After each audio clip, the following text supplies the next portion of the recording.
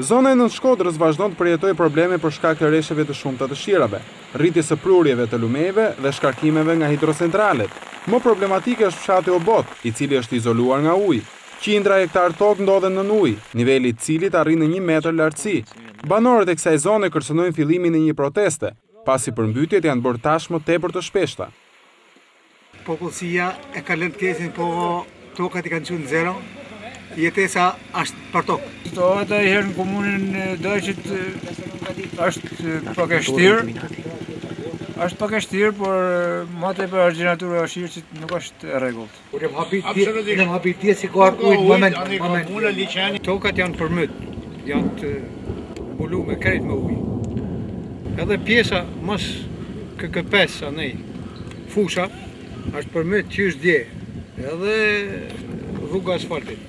Rritja e nivelit të bunës ka dhënë ndikimet e veta negative edhe në krahun tjetër të rrjedhës së lumit, duke përmbytur edhe një pjesë të komunës së Dajqit.